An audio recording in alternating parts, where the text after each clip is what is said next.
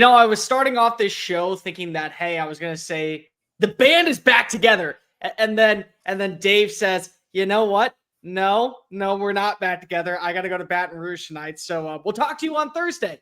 But this is the Overtime Drive. And ladies and gentlemen, Chris Phillips is finally here for college football season. That means, because when you see him, you know we are so damn close to actual college football. But welcome on into the Overtime Drive. He's Chris Phillips. I'm Cole Thompson. Make sure that you like the video, hit the ring notification, and of course, subscribe to the channel because we talk college football every single day. Download the podcast version of the show wherever you get your podcast listening systems. Follow us on the socials, TikTok, Facebook, Instagram, Twitter at SEC Unfiltered. Follow Chris at CPhilly19, me at Mr. Cole Thompson. Check out all of our great work found at SECUnfiltered.com. And as always, we are proudly fueled by FanDuel. Go over to FanDuel.com/SECU. Join today and get started with $250 in bonus bets when you win your first $5 bet. It's really simple. If you think that Taylon Green is going to be the breakout star, like I believe, go ahead and lay down some money. If you believe that Arkansas's under is going to hit,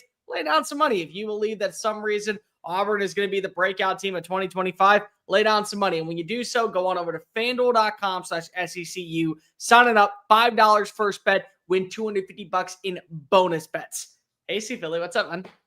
Bear, what's up, man? It's good to be here. Like you said, we're heating up. We're close. I'm fully in football mode. You probably heard me say that last week, but it's always been for me, whatever my venture was or whatever I was doing. And it's always been this time of year where you get through July 4th and we're always chomping at the bit for college football. But this is really the point for me where the switch is flipped. I got to that point last week, honestly, when we got home from Omaha and the dust had settled on that. But certainly now, being through the holiday, Bear, you realize in a week, man, we're going to have SEC Media Days. So it is talking season, list season, which is great for us and one of our favorite parts of the year, man. So I'm stoked to jump on. I really appreciate you and Dave obviously holding it down throughout the spring and early summer months. And, while we were chopping it up on the wind-up, doing the college baseball and the college basketball stuff, obviously you and Dave were getting after it, talking college football, spreading the good word that is college football. But I'm giddy to be jumping on with you, man. And yeah, it's a shame Dave just decided, you know what, C Philly's back. I can just kind of skip out on this one. I'm gonna take a bye week. This is gonna be fine, no worries. But we'll figure it out. You guys got this all under control. So, he's like, it's all good. Yeah, I'm being filled in for tonight. So hopefully we've got the Schuster, as you like to call him, on the Thursday show. But no, dude, it's awesome.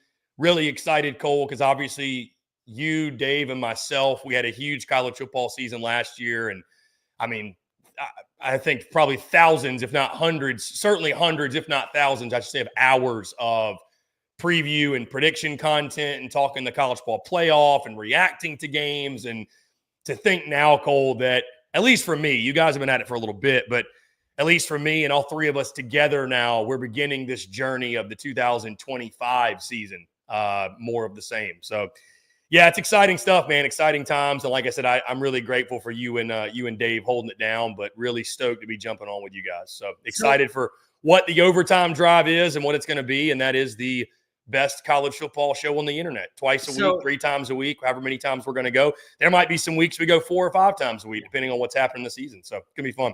So let's just go ahead and set the basis. Dave and I were holding down the fort. This is the college football show that we are doing here on SEC Unfiltered for 2025. Dave, myself, Chris, at least twice a week. There will be some days that we do 3. There'll be some days that we do 4. There'll be some instant reaction shows. We're going to plan around it. But as much as possible, us 3 are going to be rocking with you from here on out until we go into January, when, of course, the SEC ends its 2-year hiatus and wins a national title, because if they're going to win a national title. But before we begin on anything, I got to ask, where did I commit? Where did I go? Well, so that's okay. So, and what Cole is referring to, guys, so obviously today is a glorious day for many reasons, but one of them certainly EA College Football 26. For those of you, including myself, that bought the deluxe version and got the 3-day early access, it was like Christmas morning for us all. So I thought, I didn't do this last year, Cole. I bought the game. I didn't do it last year. I was like, you know what? Why don't we do some content with this? Like, it's fun. I enjoy playing it. So figured, why not? I was like, we're gonna do a stream, and we're gonna do some other stuff too, like simulations and all kinds of different stuff. It's just fun. It's probably some of the silliest goofiest, funniest content we get to make, because it really is just bullshitting and talking football, which we all love to do, but just really kicking the feet up and having a good time. That being said, so started a Road to Glory series, which I don't know about you all, but growing up, that was my favorite part of the video game. It's the best part of the video game. It's far and away the best part. I'm not a huge gamer, admittedly, but Road to the Show and Road to Glory, those are the two game modes that I could literally sit there and play like all day long. So we had some folks in the chat.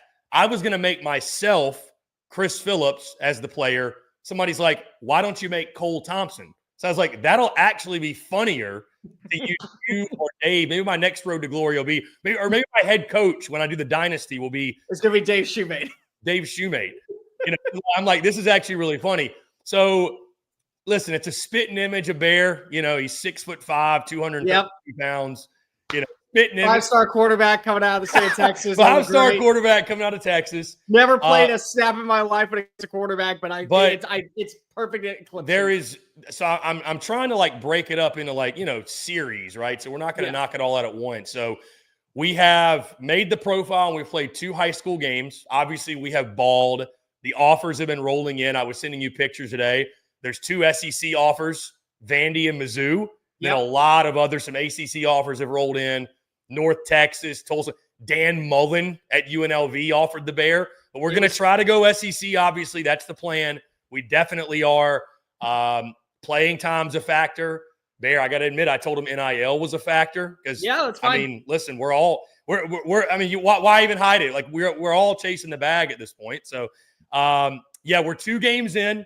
No commitment has been made. Listen, you're going to know, Bear, when I'm doing that, because I'm going to, advertise the hell out of it. Like, where should Bear commit? Where should we go? We're gonna throw the hats and fake out the audience. So some fan base is gonna hate video game version of you. Maybe more than they even hate just digital version. I'll say just digital version of me that always comes on. Because there's a question.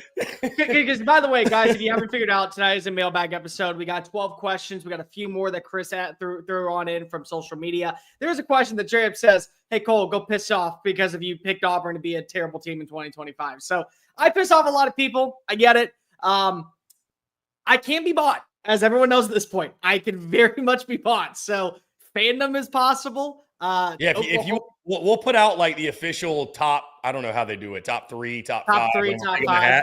You want to Venmo Bear $10 or something, just say, hey, go pick my school in EA College Ball 20. We'll do it. I'll tell you what, I'll make it better. NIL bag for sure. I'll make it a better offer. I'll make it a better offer. If you can get 10 friends to subscribe to the channel right now, I will commit to your school. If you can prove to me that you have 10 people committed and they're all volunteer fans, I'll sit behind Joey Aguilar this year. I'll beat him out. I'll beat out Grant Mertlinger, and then I'll beat out Jake Mertlinger. I'll put myself in a great position to where I am leading Josh Heupel's offense, and I'll win you a Heisman Trophy. Dude, you missed that, by the way, and it's funny enough you say that because I'm rocking the Vols lid tonight. Shout out my guy, Bad Day Hat Company. I told you, Bear, off air.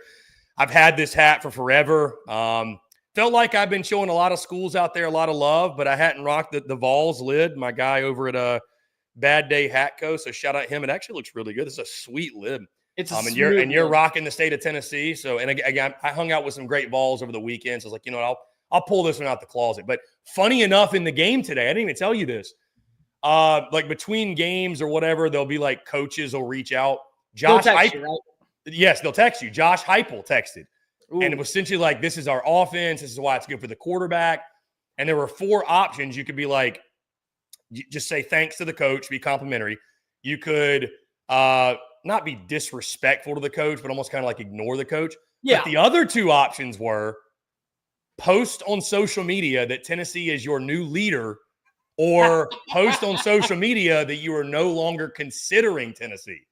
So I just picked thanks, coach. I'm like, I'm not ready to name anybody a leader, take anybody off. I was like, I'm not going to – we're not that big a drama whores. No. Or we're like – I'm not going to change who my leader is and decommit and recommit it.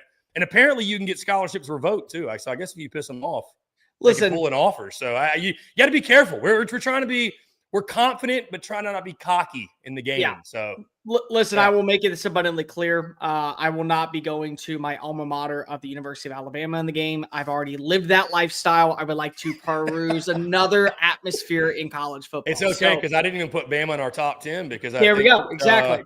Kalen DeBoer wanted us because it shows you here's where you're projected if you go there. So we obviously picked all the SEC schools where you'd be a starter.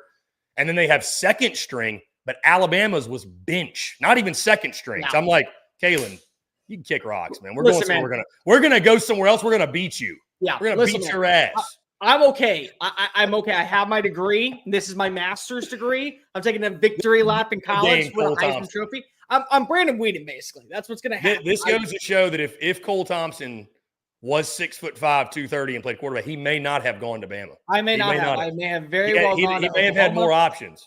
Now, again, we are picking an SEC school, so I'm sorry, Iowa State. Listen, MIZZOU already offered, so I feel like the recruitment's kind of over. I mean, no, we got to listen because you want to what? I made this announcement already. I'm going to make it again. July 1st is come and gone. Last year, July 1st, I committed my loyalty and my allegiance in 2024 to MIZZOU. They were great to me. I love my MIZZOU faithful. I'm always going to care about my MIZZOU faithful. I am up again for a new NIL deal for my fandom in 2025. So who are you going to go ahead and pay to go ahead and have me commit to? It may be Tennessee, maybe Texas A&M, maybe Texas, maybe Oklahoma. We don't know. But I am open for commitment. MIZZOU, you could win my fandom again. Bandwagon 2.0 is on display for 2025. I am waiting to find my new home. South Carolina has made a good offer. Vanderbilt people have been nothing but kind to me recently. So, Nashville was great. I loved my time up there. Chris is up there. I can go visit him all the time. So it's like we're in a good spot. Tennessee people know how much I love Rocky Top. People know how much I love Knoxville.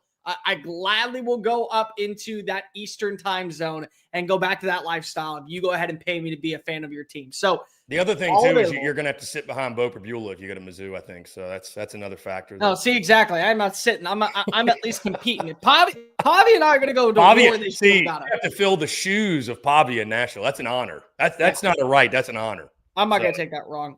Okay, let's start with the big news of the day. That is Joe Castiglianone, the athletic director of Oklahoma, longtime and longest tenured athletic director in the world of college athletics, is stepping down after this college year. He is still going to be a part of the program in the university, but he is going to have a more limited role. This is massive because of Castiglianone has really been the predecessor of what has been the financial standpoint of Oklahoma football and Oklahoma athletics. Where this program has gone in the last 3 decades is largely due to his impact, his role, his pressure and persistence on building great facilities, more so just outside of college football. There's a lot of things that go into this, and you and I were talking about this off air.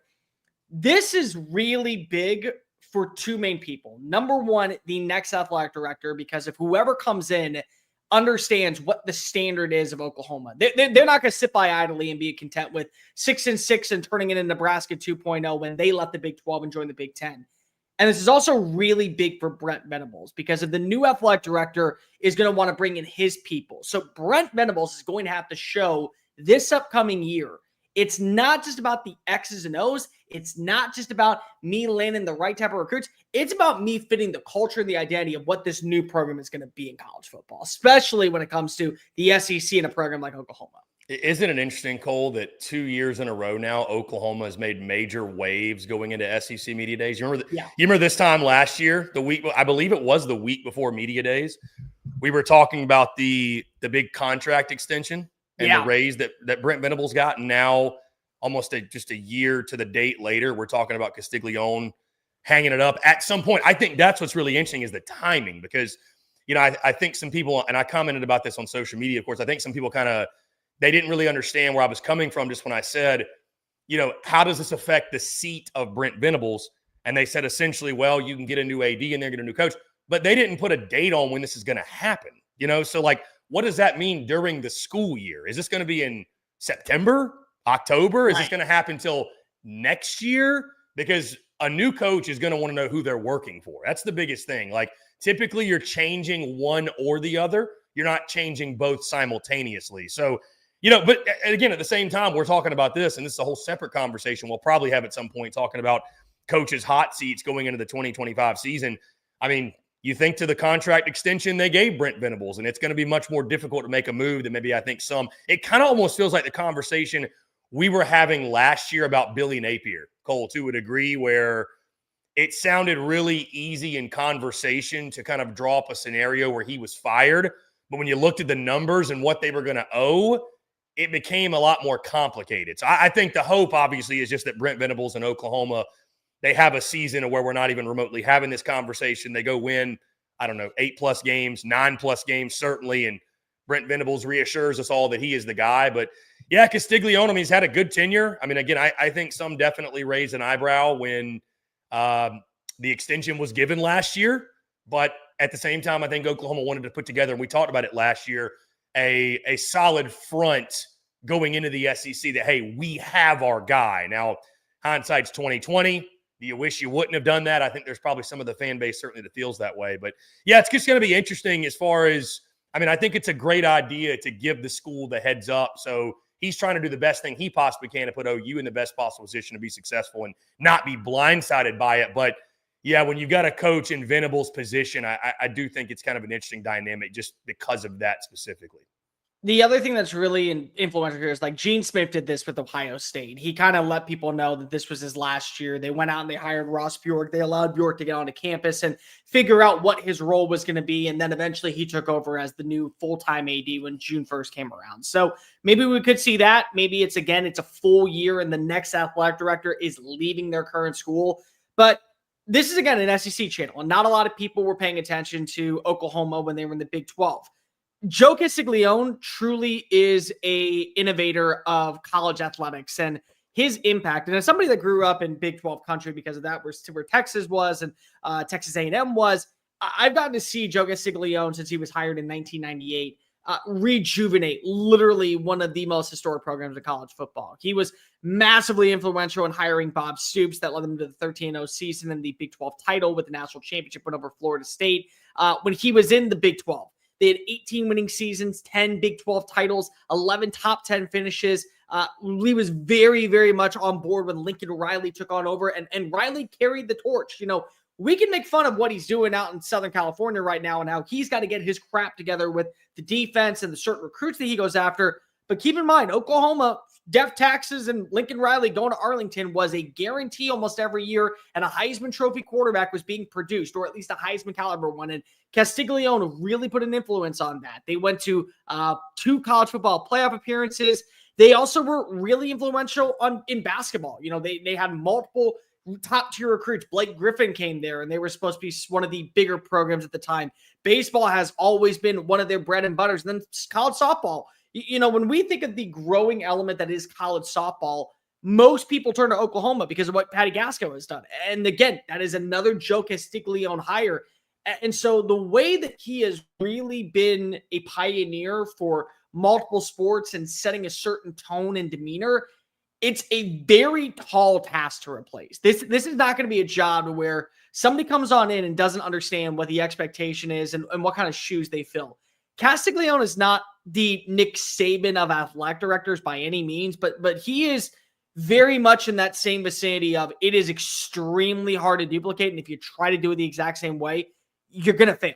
Like that is just going to be a problem for you. So it's a changing at times. You know, last year during the July 1st, when we did our predictions video, I actually said the first prediction was Joe Castiglianone will retire within the next 2 years. And so here it is. You know, I hate being right, but I just kind of figured that 28 years of service, this is going to be a change.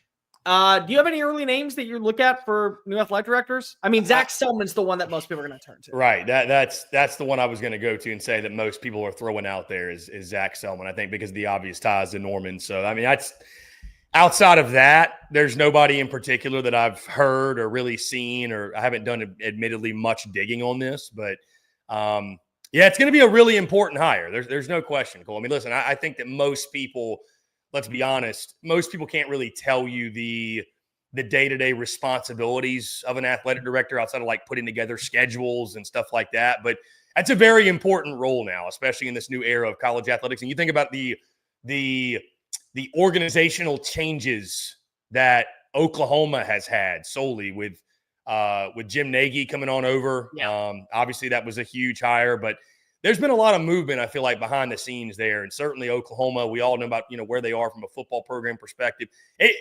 It's a big hire from them just from the, I'm not saying they're in any sort of danger, but they're in a very interesting position, I think, across the board when it comes to just their pecking order in the SEC. Football, we know what happened last year. Basketball had an very okay season, and baseball was solid, but no postseason success. So, yeah, I'll be curious who they go towards. I mean, I would expect them to make a splash of a kind of hire, but, the way that you mentioned it, the way the Oklahoma program and Oklahoma athletics is revered and held in such high regard, you would have to imagine they will treat the next hiring of the next AD in that type of manner. I got two more for you. So Selman naturally is the one I think, and I said this a few years ago when he took the Mississippi State job to replace Scott Strickland. I thought that was like a test for him to get his kind of teeth cut at a smaller program before he was given a bigger job. Like that was kind of like, do you remember when we were growing up and we heard that Mac Brown had named Will Muschamp his successor at Texas, and then he never stepped down, so eventually he took the Florida job. Mm-hmm. Like, that's what the Zach Selman thing feels like. You go to OU, you go to Mississippi State to learn what an athletic director's true duties are, making these type of critical hires, going out and building a foundation, understanding what it takes for NIL and booster and fundraising. And so that makes sense, but there's two other names I think are going to draw on a lot of interest. First one, it's Ren Baker from West Virginia. This is a guy that has Oklahoma ties. He's from the state. He worked at Rogers State University. He worked at Memphis. He worked at MIZZOU. He eventually went on to North Texas's athletic director before he eventually took over in 2019, 2020. One of the big things that he had was renovating the entire UNT athletic facilities. He was very influential on getting them into a bigger conference. He was very influential on making sure that they were a player in Conference USA. He was really, really big in making sure that they brought in the right names when they let go of Bobby Huggins this past year and when they decided to move off of Neil Brown to bring back Rich Rodriguez. So he knows what it comes to when it's about building an environment. He also understands kind of the job when you're expected to be a big time player in sports and you got to hit the reset button. Because again, you don't know how much longer Skip Johnson's going to be there for baseball. You don't know how much longer Porter Moser's going to be there for basketball. You don't know what's going to happen with Brent Venables. So he may be starting fresh. He's done it before. He's been able to sell the identity of a program. I think that's going to be a big thing. And then the other name that I think is going to really draw an interest because of his previous relationship working with Joe Castiglianone, it's Kirby Hocutt for Texas Tech. I mean, Texas Tech right now has been probably the biggest story in college sports because of what they're doing in the NIL front and the guaranteed contracts. A lot of these deals I don't think get done without Kirby Hocutt's approval and with his impact on what the university is. And so that means a lot when it comes to seeing how he has built the basketball program up. He's made baseball extremely relevant over the last few years. They've been to multiple College World Series appearances. They've been to multiple Sweet 16 appearances, Elite 8 appearances. Oklahoma wants to be a basketball school. Kirby Hocutt's done that. He's been very influential in the college football playoff legacy. And then remember, he was there from 1999 to 2005, really helped out with the big investments for campaigning. According to reports from Yahoo Sports, $3.4 million was the annual revenue that was being brought in. He helped it raise up to over $17 million. And he also has been, again, a huge influence on this new era of what is college athletics. And I want to say this because of maybe this is just me kind of looking further ahead. The thing that I would really love about Kirby Hocutt, if he was the hire, Chris, they usually like to make their next head coach hire. So I'm not ready to say that BV is going to be gone. But what I am going to say is Joey McGuire is a really awesome dude. And if he can prove that winning is possible out in Lubbock this year and that he is built to actually be a high-rising official in this sport, he's one of the nicest people. Like, this is a first-round grade, can't miss, go get a cup of coffee with, go out drinking with, take you to lunch. He makes you feel like you're his best friend. And it doesn't take much to sell Oklahoma with the history and the pageantry and what is the aura and the atmosphere on College game day. It's like, if you want to go completely change it from defense to offense, go get yourself a guy like Joey McGuire, who constantly, you hear from these recruits, some of these kids are not committing to Texas Tech because of financial reasons, but most of them are committing because of they really want to play for a guy like Joey McGuire. And that's like a way to just kill two birds with one stone, especially if you're Jim Nagy and you see more consistency when it comes to the results kind of paving the way from NIL to transfer portal, all working together, because you're probably going to have to back in a lot of talent this past offseason. Next offseason. Yeah, I just, again, I'm curious about the timing. I wonder what the timing's going to look like. How quickly do they move on this? If the season gets off to a less than stellar start, is there a sense of urgency there baked in because they feel like they might be making a move? I wonder. I wonder about that. So everything's possible. I mean, it is. It is. It is. On a side note, funny enough, just because you mentioned it, we did have someone in the stream today say that said that we should send Bear Thompson to Texas Tech. I said, if they want to throw us that bag, listen, we'll go to Lubbock. Buddy, we'll flip the whole stream on its head. Like, sorry, we were going to go to an SEC school, but even we have a price. I will pull a Felix Orjo, and I will gladly grab that Texas hat, put it on my head, and then nope, throw it 50,000 yards and say, hey, Joey McGuire, I'm home, baby. Like, I will gladly do that if he wants to offer me a big bag, because I'm not going out willingly to Lubbock. There is not much to do out there, but I'll play for Joe McGuire any day of the week. No, it's crazy what they're doing on the recruit trail. But I do agree with you. Joe McGuire is a hell of a coach. That'd be if a lot of things have to happen, but if you got to that point, certainly bringing him over would be an exciting hire, no doubt. Cole, I know we're going to get into questions and mailbag. Since we're doing a mailbag episode, do you mind? I want to pull up this question. There's actually two here. Number one, we got a question about the show from Aniz the Gray. Is there still going to be a few nights of Dave Talks Ball? So this show essentially replaces what Dave Talks Ball was. There's two. Really, we're just consolidating because I'm not going to ask Dave to do another show because then we kind of feel like we're getting a little bit repetitive, stacking a lot. We're asking a lot of our guy Dave. He's got a lot going on too. So Dave is going to be joining this show. I'm not replacing Dave. No. Dave is just out tonight.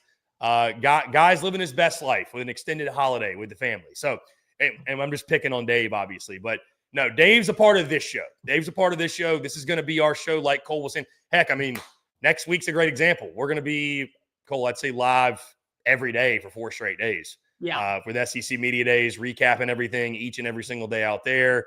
I know for sure when we get in season, Sunday Fun Day is going to return. It's essentially just going to be part of this show, be our Sunday show. And then we'll probably come to you on Mondays and Thursdays. And we're also going to do the previews on top of that. So I haven't even talked to Cole and Dave about this, but I think it'll be kind of a fun, the previews for the games and the predictions will be what they are. But then the overtime drive will be all the other kind of between the stuff that maybe can slip through the cracks a little bit, or just fun topics that we don't always get to discuss that we'll be able to hammer on. Going to be a lot of fun. Again, we'll figure that out as we go, but it's going to be a good time. The other question, Cole, I want to get into is for me. Here's a mailbag question. Why do Chris and Dave hate MIZZOU so much? Chris, MIZZOU is 13-1 the past 2 seasons at home, but they're 15 in your toughest places to play in the SEC. Ridiculous. Benny, it is a great objection you have. For those who may have missed it, I dropped my toughest places to play. LSU was number 1. Tennessee was number 2. The Swamp 3. Williams-Brice 4. Jordan-Hare 5. The list goes on and on. You can go check it out on socials or on YouTube, where I've done my explaining as to why. At the bottom of the list, as you can imagine, Vandy at number 16. I had Faroe Field, MIZZOU, at number 15. Disgusting. And just ahead of it, I have Kentucky. You're disgusting. And then Mississippi State. Let me just say this. I want to explain this. Let me say this. It's not a bad objection. Here's why. Number 1, Cole, those bottom 3 I mentioned just above Vandy haven't been to any of them. Yeah. Haven't been to Mississippi State, haven't been to Kentucky, haven't been to MIZZOU. The other one I haven't been to is Oklahoma. They're ranked a few spots higher, including 1 spot ahead of Texas, which was a lot of fun from the comments perspective. So here's the thing with MIZZOU. MIZZOU has had a really good football team in the last couple of years. Cole, if I'm just being, it's not a I hate MIZZOU thing. I actually am looking forward to checking that one off the list this season and getting to MIZ, because it's, for whatever reason, right, wrong, or indifferent, as long as MIZZOU has been in the SEC, it's still one of those things where it's like, I'm like, I don't really know what to expect from a game day at Mizzou. I don't really know. Like, I've heard what people have said from going. And here's the thing, with the toughest places to play, if you go watch the video, it's not all about win-loss record at home. And by the way, newsflash, y'all probably know, I'm not the first person that dropped the toughest places to play graphic, and he kind of already said this same exact thing, so I'm not going to reiterate it, because if we were just ranking it based off of home win-loss record, Cole, I mean, Alabama, Georgia. Georgia would be one. Georgia would be one, and with all due respect to the folks at Samford and Athens, and we love those guys, like, and Bama the same way, like on a week-in, week-out basis, it's not the most intimidating atmosphere in college football. No. It's a good one, and it's a great one when they want it to be, but it's not like a crazy, unhinged atmosphere like LSU, Florida, Tennessee, South Carolina, Auburn, which is why they're all ranked ahead of them. So, like, Mizzou's record is great.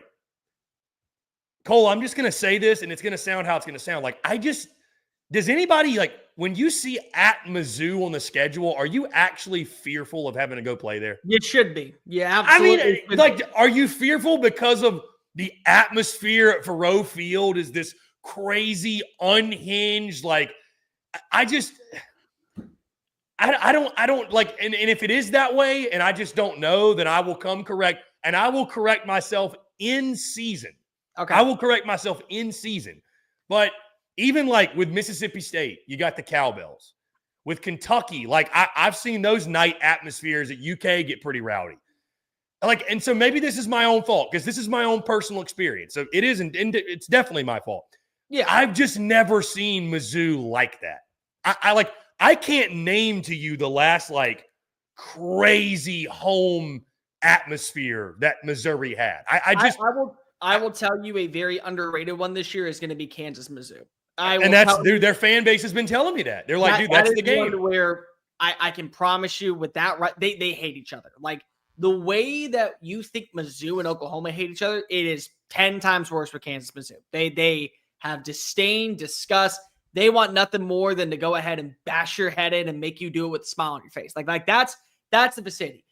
I think you're a little low on them. Now I will tell you, Dave and I did our list, and we also have the same top 5 as you. A little different, but we still have the same top 5. I got in arguments with a lot of Bama fans. My brother, you and I both know one. Multiple fraternity brothers watch the show. I don't even like, not to cut you off, Cole, but like, dude, I've had so many Bama fans themselves tell me. I was literally my buddy. So one of my buddies that's friends with our friend Cruz lives here in Nashville. I was with him Thursday night of last week. We were having this exact combo, and he told me, it's like, Bama fans have one game a year every season. That's at home that they feel like, hey, we might actually lose this game. Like, we could lose it. So they come up and they show up and show out. It's a crazy, great environment.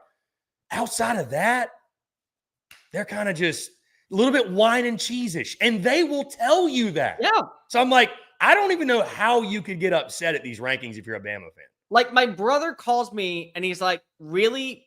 You really hate the university that much that you can't put them in your top 5. It's like, it's not worth it. I didn't put Georgia in the top 5. Georgia has lost to They're like the same. Georgia and Bama to me, like when I went, and it was a different environment. Like as great as Georgia, Tennessee was, it was not that Georgia Bama environment. No. But the fan bases to me are kind of similar, to be honest with you. But the thing is that you went to the greatest environment for an Alabama football game. That is its I was told it was the best environment in the last decade. I mean, if Bryant Denny was at that level every game, it's the best environment in college football. And there's no question. And you and I have been to both of the top 2 environments, and we both agree with it. Number 1 is Death Valley. And I don't think, in my opinion, if you want to argue that Death Valley is not number 1 in college football, you better come with multiple receipts. I'll be honest with you, Cole. I will not throw a fit as I'm wearing the hat. I will not, like, if you want to say Tennessee is crazier, I will not, like, I won't call you a crazy person. I'll put it that way. Fair. Because when I went to the Tennessee-Bama game that last season, I mean, that's a wild place. That's a wild place. Like, I think if you gave Tennessee the success that LSU has had, I think it'd be hands down the best environment. That's probably what holds it back, to be honest with you. Tennessee for me is a clear-cut number 2. Like your Oh list. yeah, dude. I'd say you could put it 1A, 1B. Like they're that close for me. Your list starts at 3.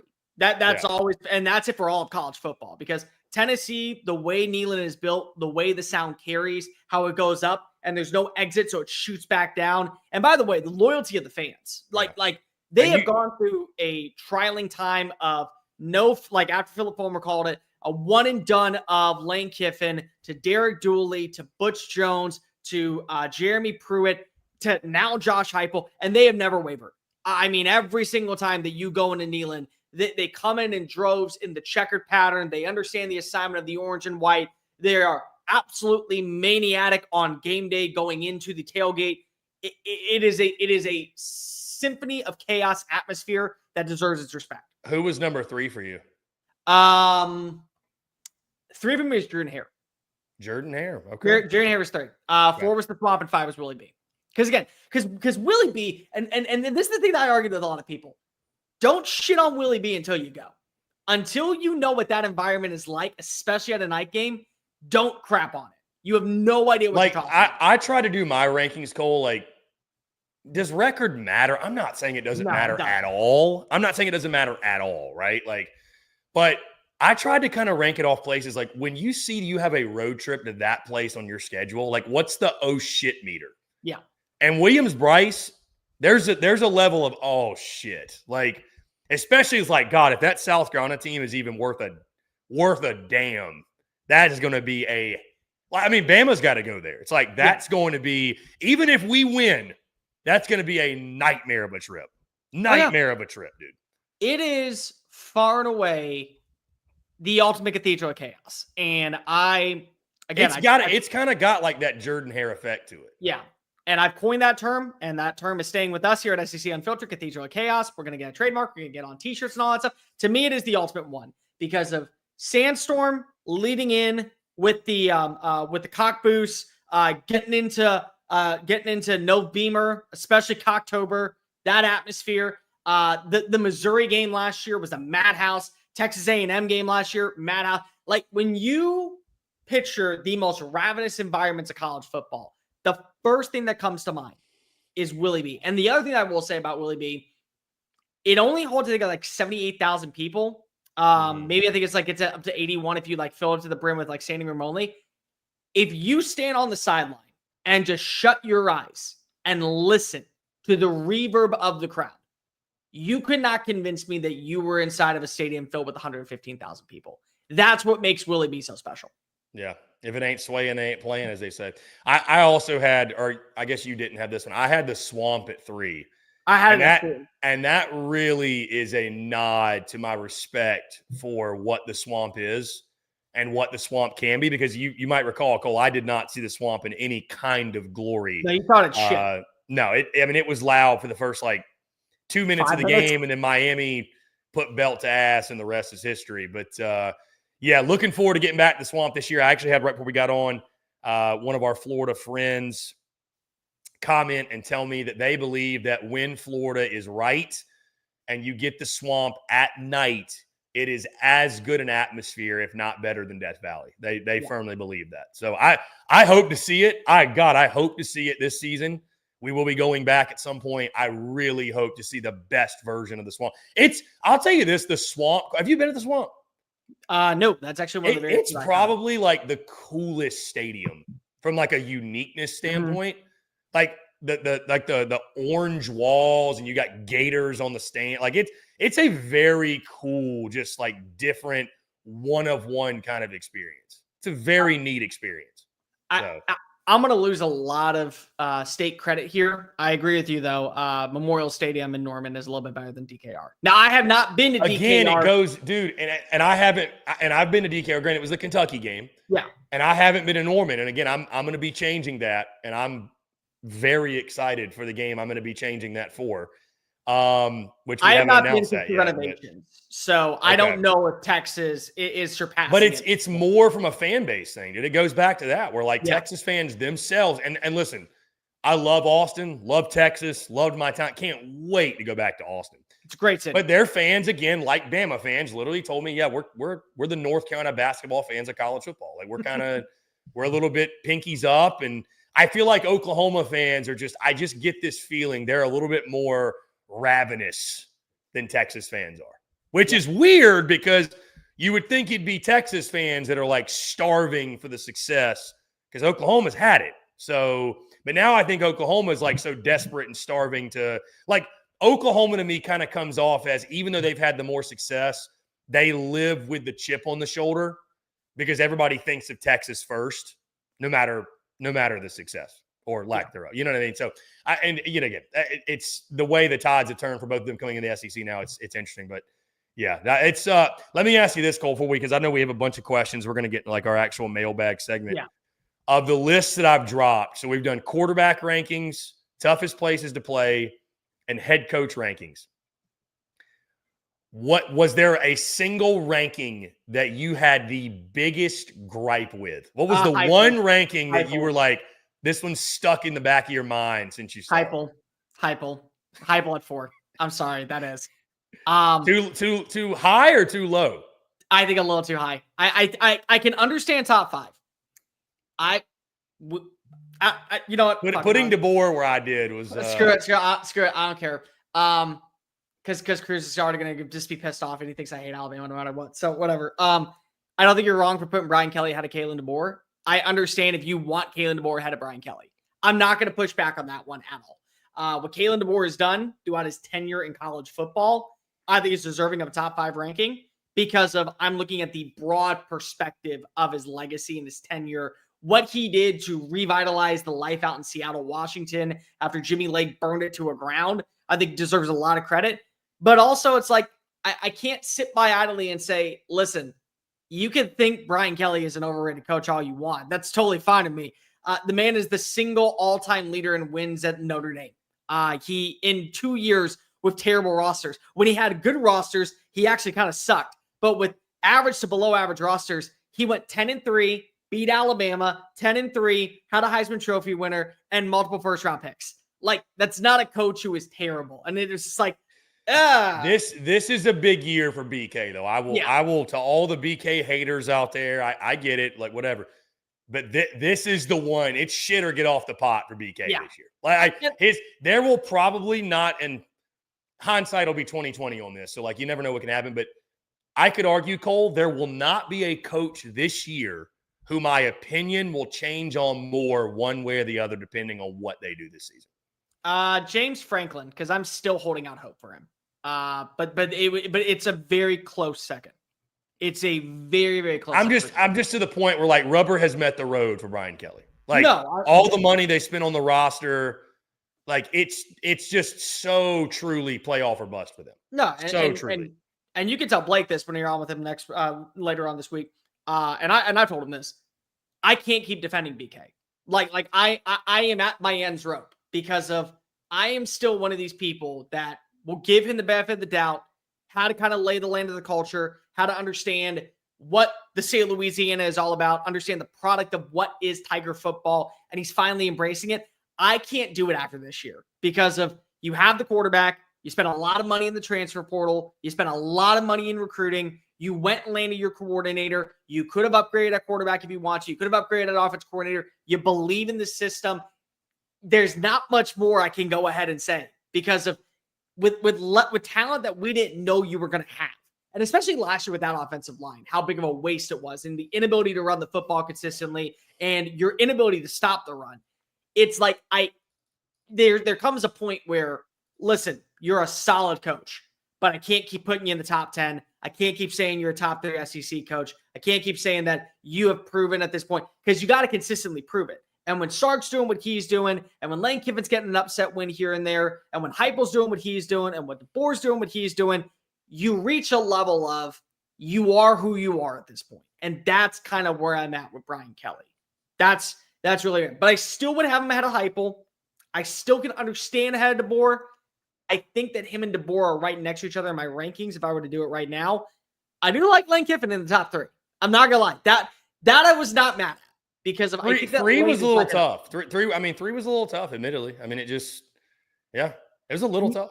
Kirby Sark 1-2 is so obvious. I mean, not even debatable. It's really not even debatable. If you want to debate Sark, you better provide exceedingly amounts of evidence. Dude, they've gone to the playoff back-to-back years. I mean, he went to Saban's house and won by 10 points as a Big 12 team.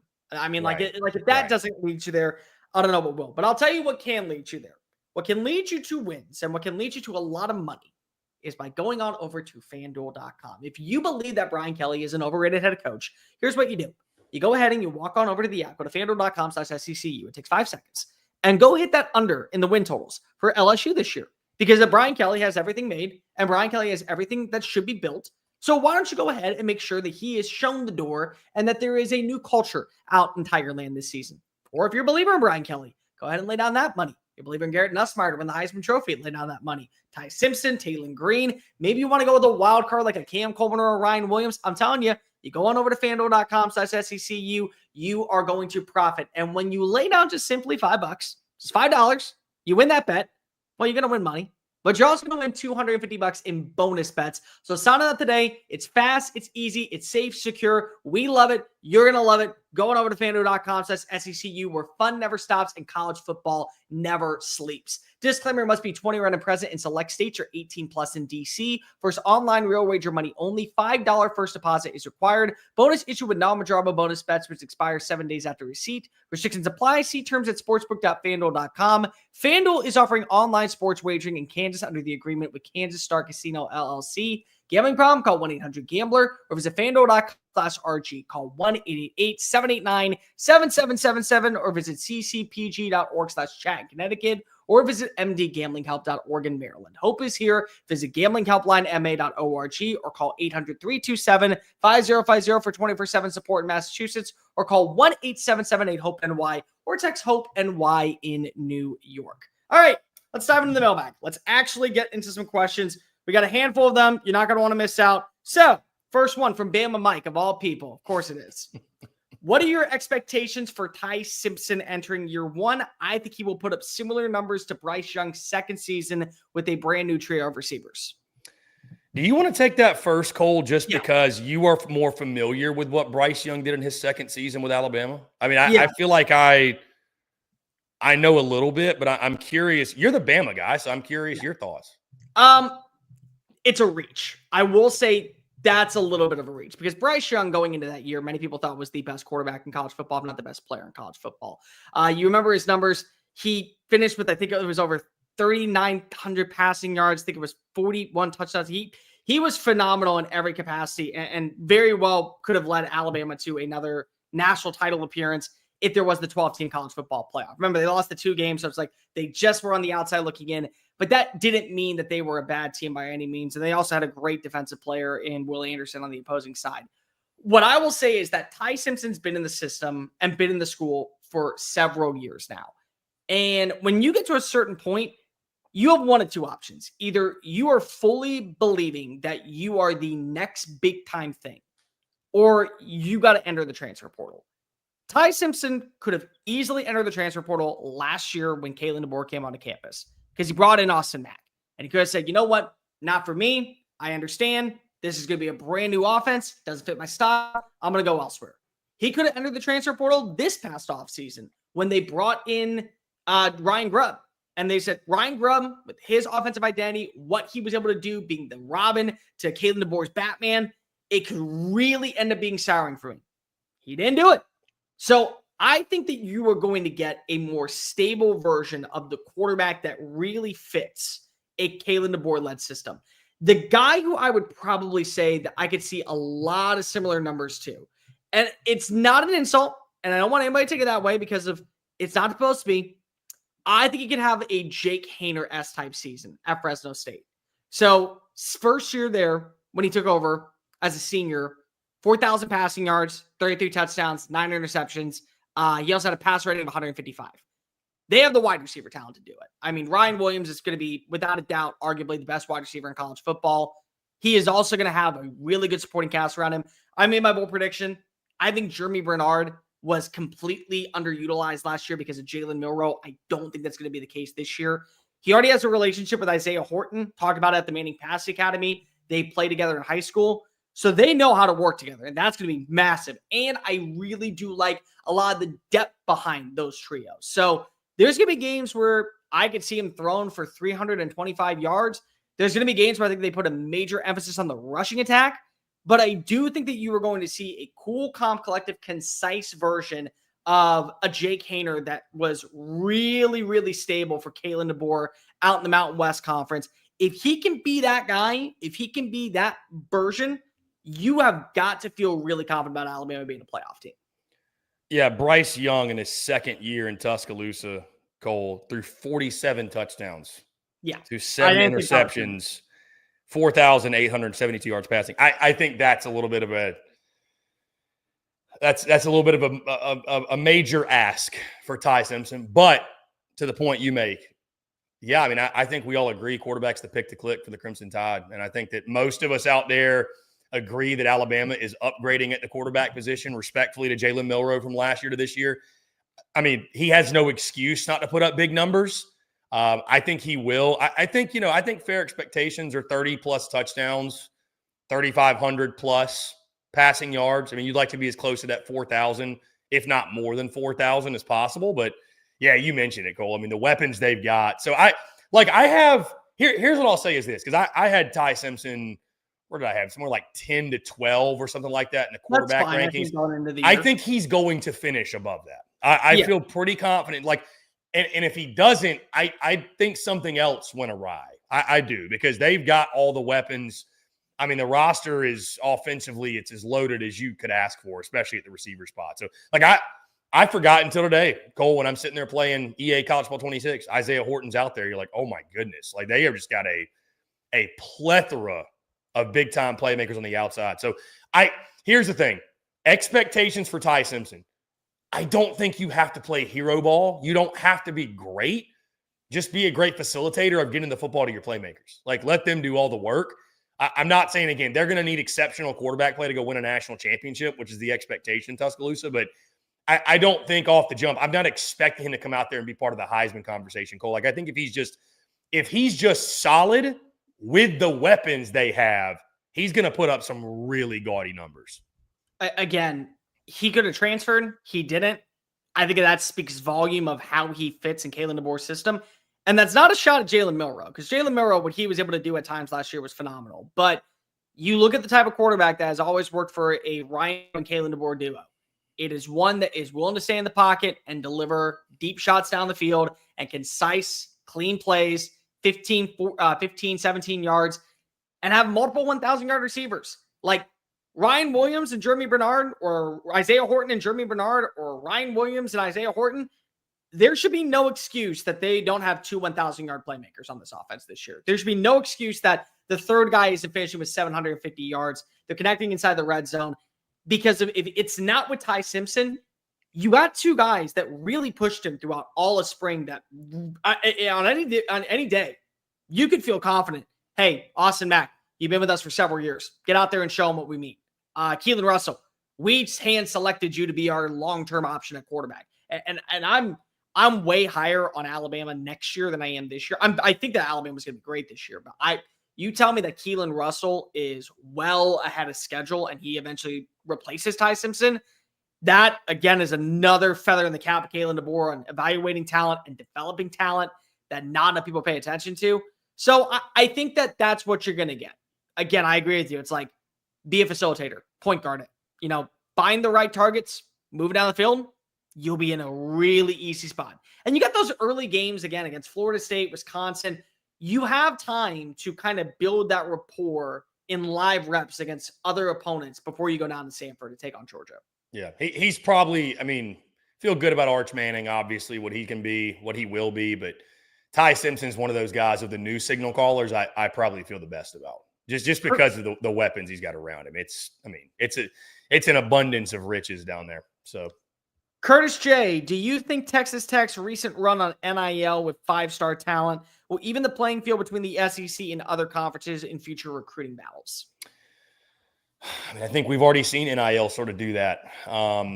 There's more parity. The SEC hasn't won the national championship the last 2 years, right? Look what the Big Ten has done. So, yeah, I think it's a start, Cole. Wouldn't you agree? It's I mean, I do think NIL at least gives you the opportunity. Yeah, that the teams that get the best players are going to be the best teams. And if you got enough, resources to allocate to the best talent out there and you can land them, well, you're going to end up being one of the best teams. So you need more than that. It's only one ingredient, but it's pretty big. It's a pretty big ingredient in today's college football. You got to have deep pockets if you want to compete. So, I mean, is the SEC going to get overtaken and funny enough, Cole, like I didn't realize how strong this conversation already is, that people believe that like the Big Ten runs college football now, which I think is a bit outrageous.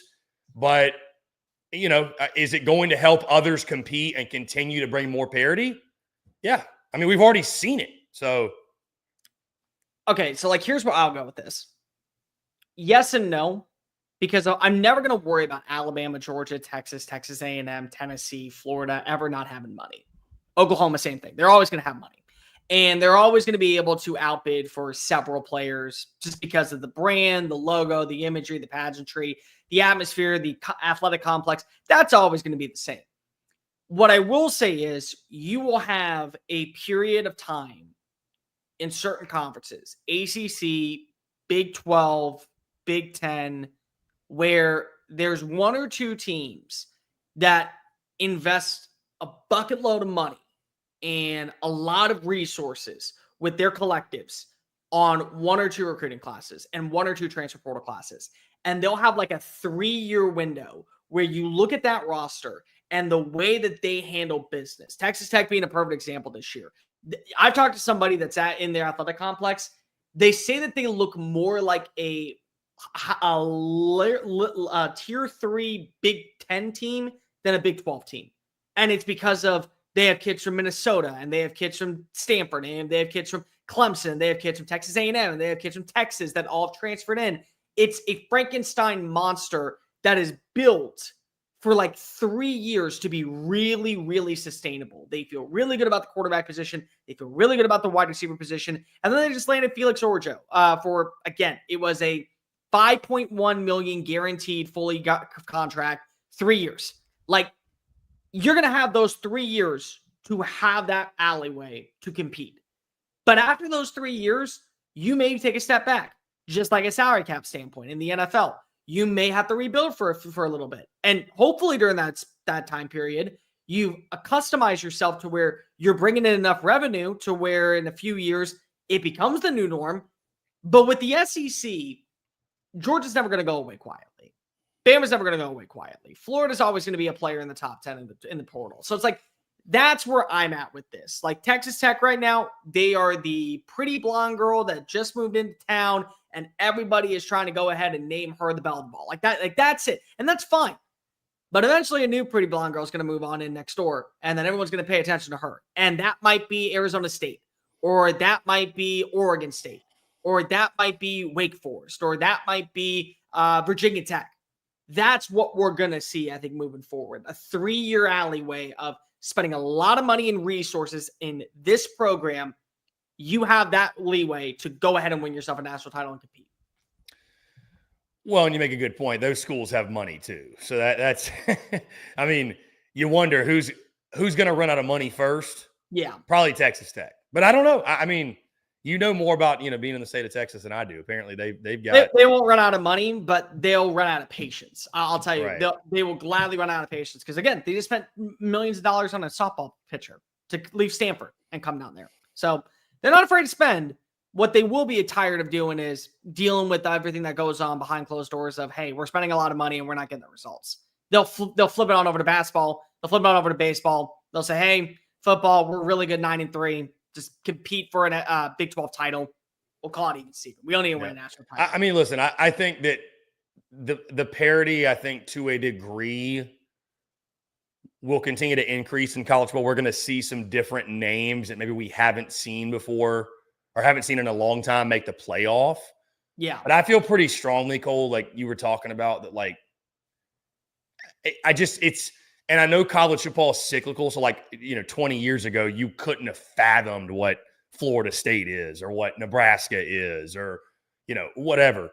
But like, I just can't fathom like Georgia just falling off. Texas is just going to fall back off to what they were. Like, Ohio State's just going to fall. Like, you know what I mean? Like, so the Blue Bloods are always going to be the Blue Bloods, and they're always going to be able to compete at the highest level and get the players they want to get. And I think you could have some changing at the guard from like 10 to 20. But for the most part, those top 6 to 8 programs are always going to be a player. So yeah. It's weird seeing Oklahoma right now going 6-6 because of what they should be as a program. And I don't think that they'll ever reach the Nebraska level of falling off to get back on top. Jason Morgan, which coach do you just not believe in going into 2025? Even if fans are buying all the stock, who are you fully selling?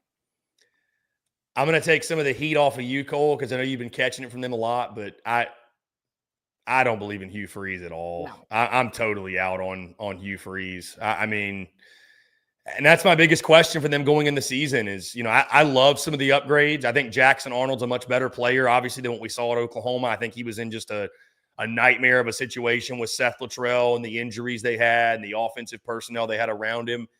I love Cam Coleman as a player. We talk so much about Ryan Williams. Cam Coleman is right there, next to him as far as best receivers in college football. The Eric Singleton kid they added from Georgia Tech, I think could be a star. But I just don't trust Hugh Freeze to get the most out of the players they have on the roster. Like, everybody wants to blame Peyton Thorne, and I get it. Like, Peyton Thorne was very, very limited from a skill set perspective. But at times you looked at the personnel utilization and it was coaching malpractice, right? Like we saw it last year. Jarquez Hunter rushes the ball, and I'm kind of, these aren't the exact numbers, but you get where I'm going. One week he's getting 30 touches and they win the game. The next week he has 12 touches and they lose. I mean, it just there.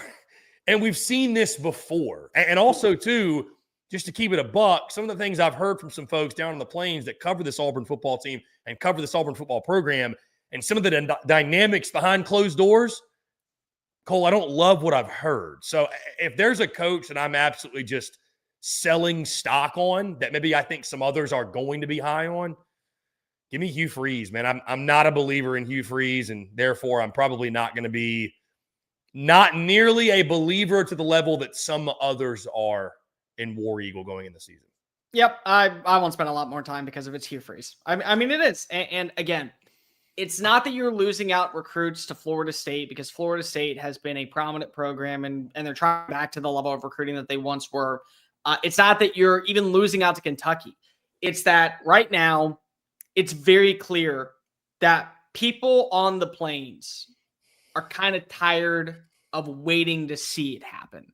Like, they're tired of investing all the money and throwing in millions of dollars for these recruiting trips, these in-person visits to land these high-profile players, and then they're not getting their money's worth, and it's not panning on out.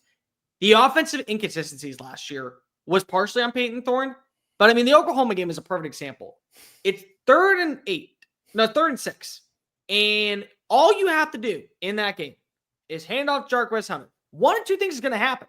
He's either going to fully go forward and get that first down. You can milk out the clock and you go 6-6 and you're going to a bowl game. Or he's not going to get the first down. You're going to punt and you're going to ask Michael Hawkins, who would struggle all damn day, go 86 yards for a touchdown. You made the play call. That was on you. That's still one of the wackiest plays of the 24 season. The Kip 6, I'm sorry. It's one of the dumbest plays I've ever seen in the history of college football.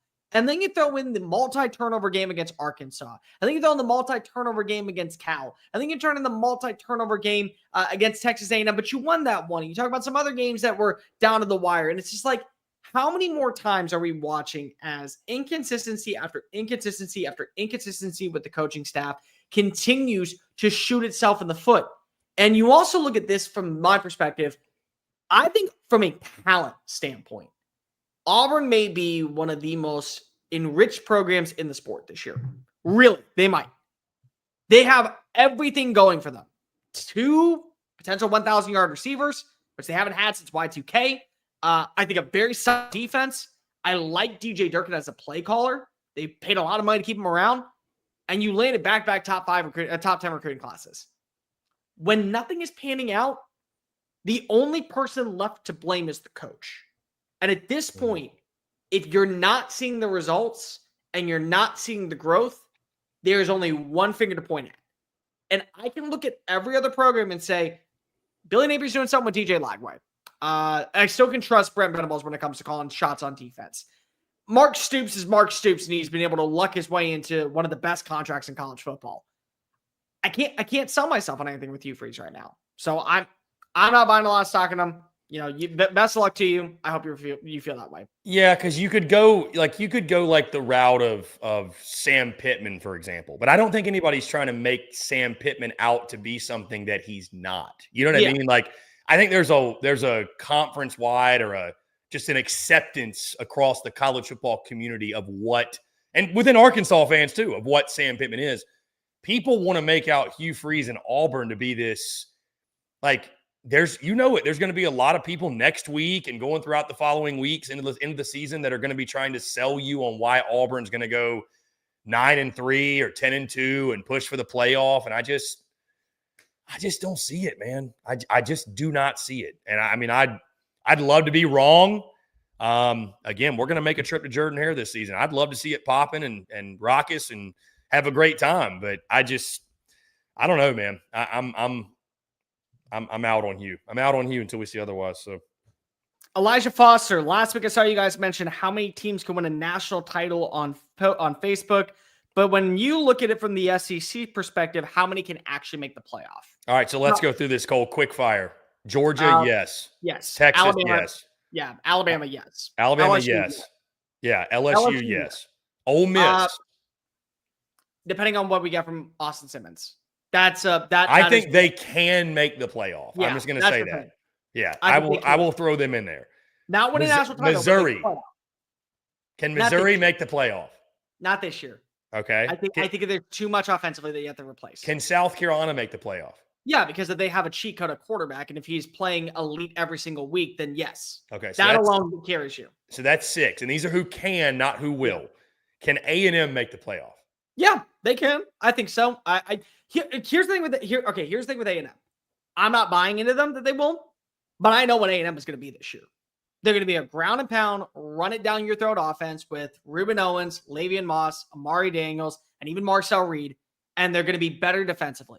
They're going to have a good offensive line, and I can trust that Casey Concepcion is going to be 18 to 25 yards down the field catching balls from Marcel Reed. I got to see the intermediate throws. That's it. Like, I got to see him connect on the 12-yard out routes. If he can do that, I think that, yes, they can make the playoffs. I don't think that they will, but they can, because I know what A&M is. I know what brand of football they're going to play.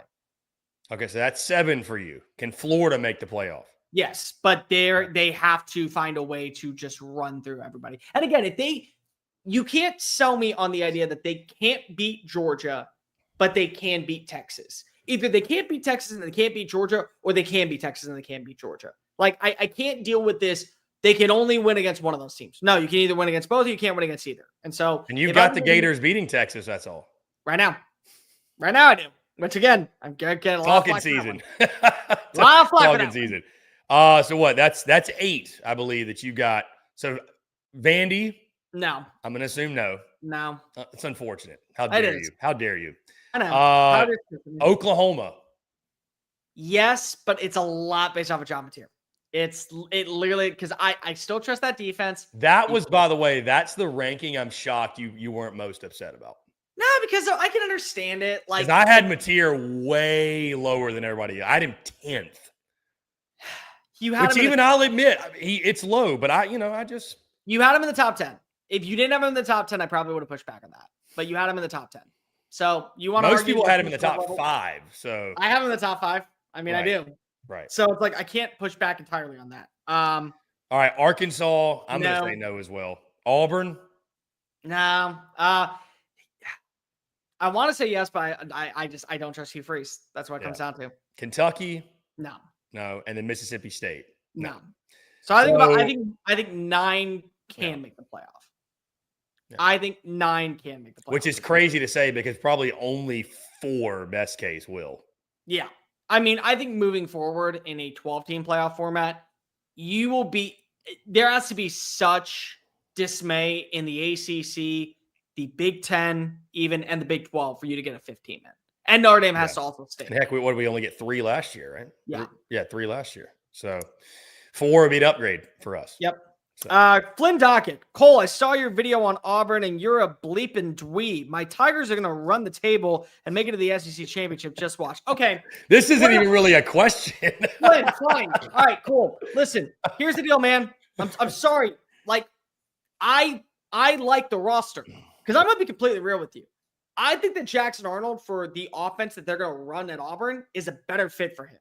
I love Cam Coleman. Like Cam Coleman, you tell me that he has more yards than Ryan Williams, not going to be shocked because I know the talent there. I do.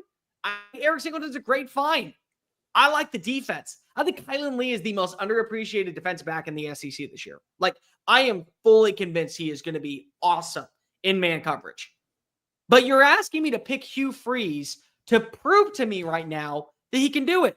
Like I have my doubts on Tennessee with Joey Aguilar, but I've at least seen Josh Heupel go into a road environment and not crap all over himself.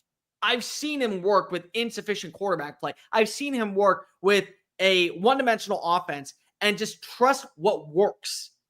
And I haven't seen that from Auburn this year. And you're telling me that they have to go play on the road at Kyle Field against a pissed-off A&M team. You got to tell me that they got to go to the Brazos River, Waco, Texas, against a top 10 quarterback in Sawyer Robertson, a really good defense that is not getting talked about enough, and one of the better rushing attacks, and that they're going to set the tone on a Friday night. Like you want me to believe in all these things, and Hugh Freeze hasn't given me a reason to. And that's not to say that he can't. But it's like, at the same time, and I talk about this all the time on radio in Houston, I keep hearing that Houston's going to get a hockey team. I keep hearing Houston's going to get a hockey team, and that the NHL is coming to Houston. And at some point, as somebody that loves the NHL, as somebody that buys into what is the purity of hockey, I've started to say to myself, I'll believe it when I see it. I'll believe that Hugh Freeze can get to 9-3 and lead Auburn to a 9-3 or even an appearance into Atlanta when I see it. Because if I haven't seen it. And even at times, and here's the thing, we have visual evidence of him doing this in the SEC because he got significant wins over Alabama, and yet he still found a way to shoot himself in the foot against Arkansas. The Alex Collins, Hunter Henry play. He was the head coach at Ole Miss during that time. They end up not making that play happen. They go to the SEC championship. He found a way to crap all over himself in that game. So it's like, it's Hugh Freeze. It's going to happen. It is. Yeah, again, Hugh Freeze, Cole, was a great coach when the RPO was a new concept. Yeah. We are far beyond that day. Cool. 10 years ago. That's awesome. By the way, I just wanted to throw this in here. This is a comment from the YouTube chat. Speaking of SEC championship predictions, Sooner Cowboys says Oklahoma versus Georgia or Bama in the SEC title this season. So you know what? Sooner Cowboy, banking on Boomer Sooner. I want you to throw some money down on FanDuel. Go to FanDuel.com/SECU, same shameless plug, and make that prediction. Because if you do and you win, you know what? Hey, I'll match you. The Oklahoma to win the SEC title odds, I don't have them right in front of me, but boy, you'd have a nice payday. I can tell you that. You would have a very, and then you'd also get $250 in bonus bets just simply by making that bet. So you would. That's a good one. Here we go. The odds, by the way, on Oklahoma going in the season, plus 2,400. Actually, how about this? Auburn has better odds than win the SEC title, plus 2,000. Get a load of that. Crazy. All right, we got a few more. Alex Thomas. Rank these new starting quarterbacks in order of success. Ty Simpson, Gunnar Stockton, Zach Calzada, Bo Pabula, Austin Simmons, and Joey Aguilar. So. Well, I think you know who I'm going to put last. Yeah, Rob, hold up. I had Joey Aguilar, by the way. I got to argue with you on this. VOLS. I had Joey Aguilar 16th. I have to argue with you on this. Please don't. That's fine. That's fine. I have seen Zach Calzada play in person. I have seen the magic of what is the West Texas arm. I've seen it. I've watched him, and he was phenomenal for literally one quarter in the fourth against Alabama as an unranked Texas A&M team. The man throws one speed. It is 95. It is 95 on the deep ball. It is 95 on the 5-yard slant. He is going to break wide receiver stands in Lexington this year. He is 100% going to put somebody in the hospital because he doesn't know how to control his speed. He is very last for me. Joey Aguilar's last I game. hardly even know who's going to be catching the ball for him out there in Lexington. That's another problem he's got. True Edwards, I know, is 100% going to be catching the ball for him. Kendrick Law is going to be catching the ball. So, all right. So we're ranking these quarterbacks right now, not how they'll finish the season, correct? Yeah, going into the year. Okay. So I'm going to go, and you already disagree with me, but I'm going to go Aguilar last. Okay, and I will go with Calzada. So I'm going to go Calzada next. I will go, and it pains me to do this because if I really do like this team, but I will go Aguilar. They're just I think he's gonna fit better, I think, for the system in terms of what Josh Heupel wants to run, because if he knows how to throw it, he's gonna throw more he's gonna have more turnovers. Cole, can I also make this point, by the way, for those who have been paying attention and been following along enough, you will probably know, like, I went to an App State game last season, not just purely out of randomness. I've always had a soft spot for Appalachian State. I still vacation that area. It's where I go skiing when I go. I grew up going there. My grandfather and I, we watched App State win 3 straight national titles, Armani Edwards, those teams. So, like, I hope Joey puts on. Like, I would love to be wrong and Joey Aguilar just thrive in the Heupel offense.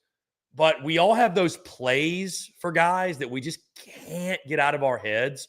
And the one for me, Cole, was being at that South Alabama game when App State got murdered. They got murdered. And a lot of that was on their defense. Their defense was terrible.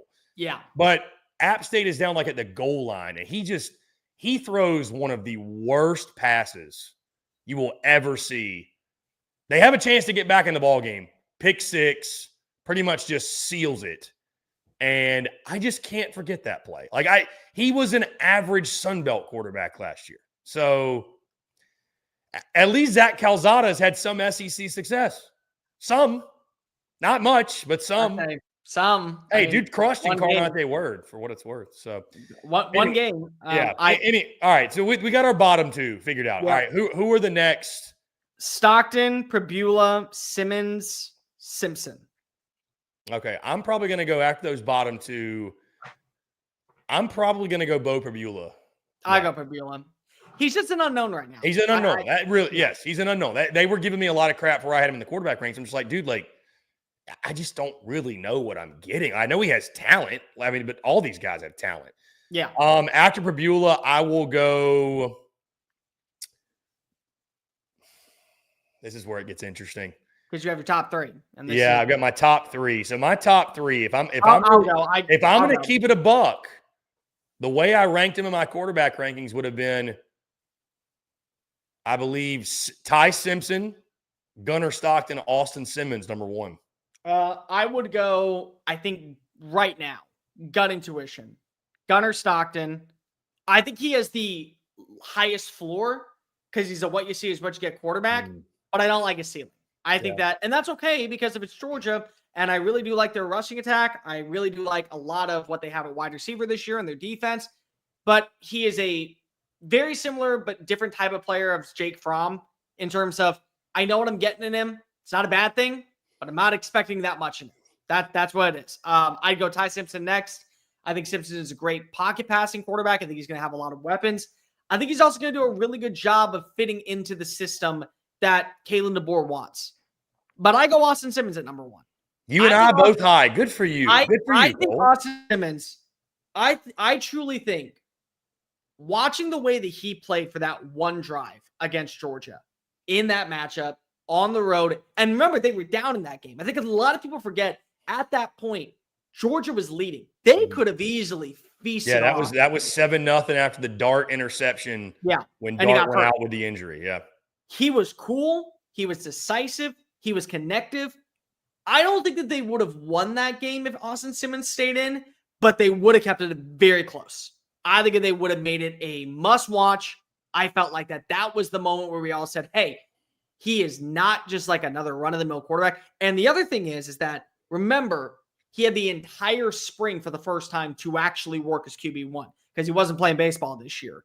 And he was really, really, really building that connectivity with Caden Lee, who is going to have a bigger role in the offense. So I'm letting Kevin knows what he's doing with quarterbacks. I think that he is going to have a field day working with him.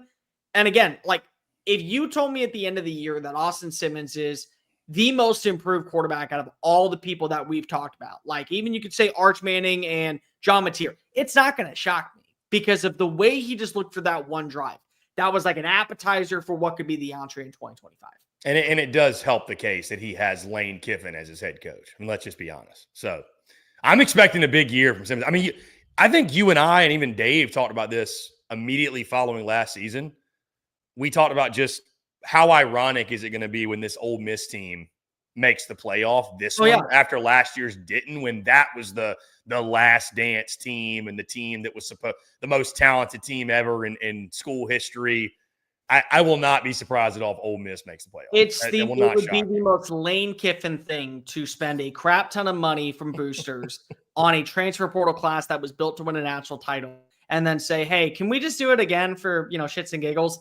And they end up going 11-1 and making it to Atlanta and getting a first-round bye. It would be the most Lane Kiffin thing of all Lane Kiffin things. Hornet Head 790. Which ACC team in the rivalry or in week 1 do you think stands the best chance to beat an SEC opponent? In the rivalry, is he talking like rivalry weekend? Like rivalry week, like Kentucky, Florida. I mean, Kentucky, Louisville, Florida, Florida State, like stuff like that. I mean, I'll tell you what the easy answer is. The easy one to me. Okay, well because of Kentucky's struggles.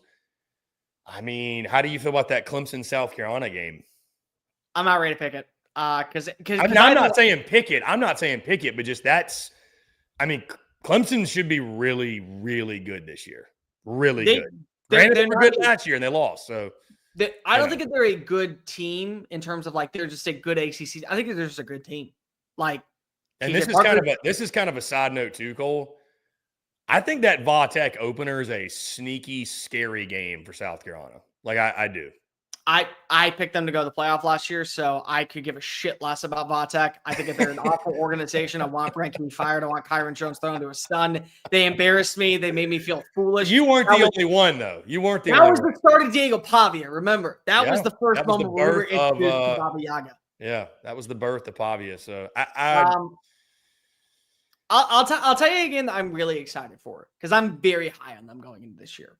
I really like Georgia Tech.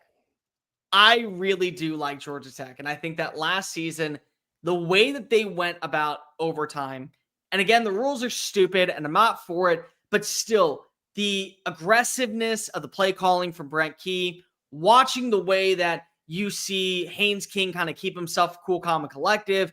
I think Jamal Haynes doesn't get respect as a running back in the ACC. He's one of those big burly dudes that doesn't mind lowering his shoulder. And like they lose Eric Singleton, but I really like the addition of Eric Rivers, like the kid from FIU. I think he is going to be a stud.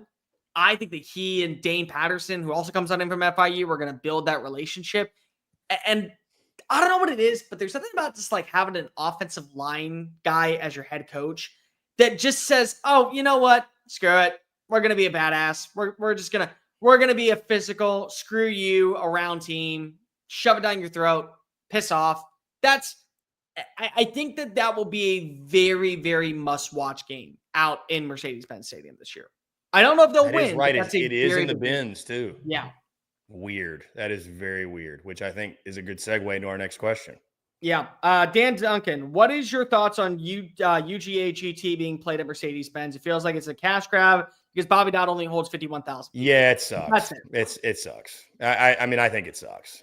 Taking a rivalry that was not neutral site and putting it neutral site to me sucks. There are some that it works for, obviously Oklahoma, Texas, but we have talked about, Cole, the reason why that works is because the Cotton Bowl that venue is only really used for that game.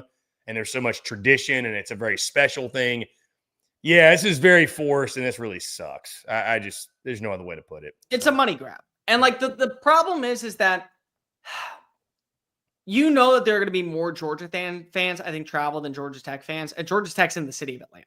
Like, so it's going to feel like more so a home game every single year for Georgia, where that rivalry intensity, you knew there were going to be Georgia fans that would travel down to Bobby Dodd, but you had second chance at grabbing tickets after Georgia Tech fans.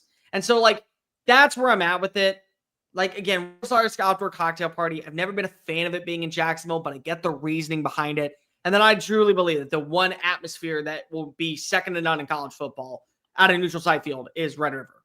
And it will always be that way. And if you don't know what it's like on a Saturday at 11 a.m. with first kick, I promise you, it is one of the greatest atmospheres in professionals in sports. It's not just college football. It is its own entity.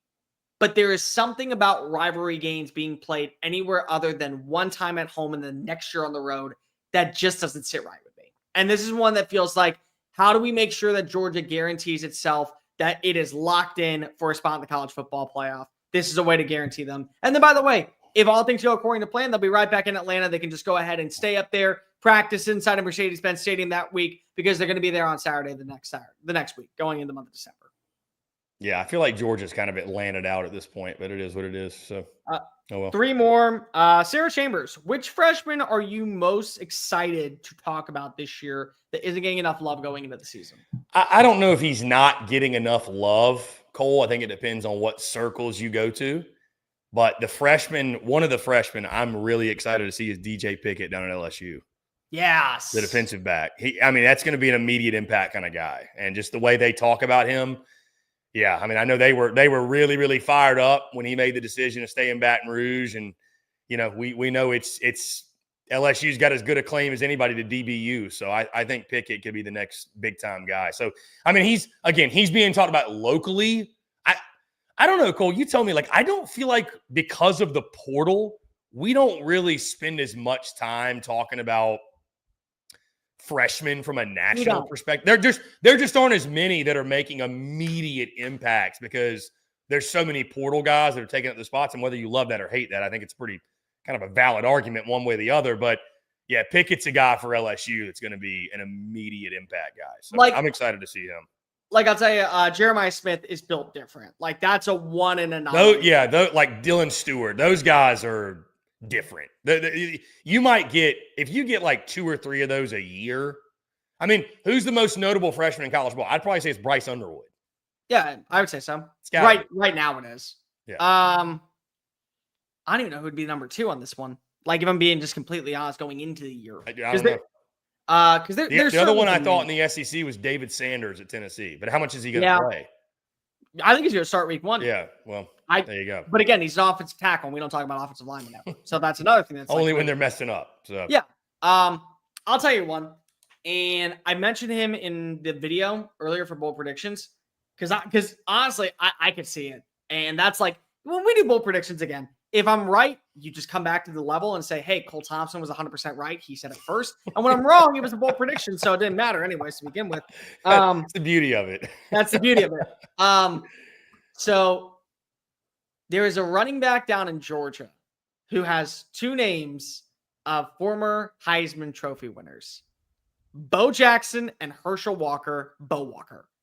Bo Walker's been on campus since right before the Sugar Bowl. Bo Walker's a hell of a name, by the way. So he has been practicing with the Bulldogs since the playoff. And I remember when Derek Stingley walked onto campus at LSU and he got there for that seat for Joe Burrow's junior year. And he was so mentally prepared because of what he did during that spring and during that summer and during those winter workouts. He was already locked in on. Everybody knew that he was going to be a big factor, and he ends up having an All-American type season. I like Nate Frazier. I like the addition of Josh McCray. I like Branson Robinson. But if you listen to some people out in Georgia and a lot of the message board material, this is a dude that can be that impact running back. He can live up to the same hype of Noshawn Moreno and Nick Chubb and Sony Michel. And maybe it's not right away, but you will know by the end of his freshman year. This kid is legit. There is something special about him. And then I also just want to throw this out there. You can't go to the SEC with a name like Bo Walker and not be successful. I just feel like that is so wrong for you to walk on. It's blasphemy, honestly. It'll be blasphemy. It is egregious if you do not have a successful career with a name like Bo Walker at a university that is known for producing running backs every single year. As just a factory of future NFL talent. That's where I'm at when it comes to Bo Walker. So I'm sorry. I like it. I'm buying into that one. I like the All pick. right. Let's see. Last two. And we got two more. Yep. Is Florida legit? Chompers chat. Yes. I mean, game-changing quarterback, elite. I think they're going to be really good in the front seven. Yeah. I think they're legit from – now, are they a legit national title contender? I don't think so. But are they a legit playoff contender? Yes. I agree with you on the playoff contender stuff. I will say this. I don't think enough people are paying attention to that offensive line. I think that Austin Barber is going to be a much more stable left tackle this year. I really like Jake Slaughter. I think that he may be the most complete center in college football. And I think that Jaden Baugh is in for a field day. I am extremely high on what he can provide.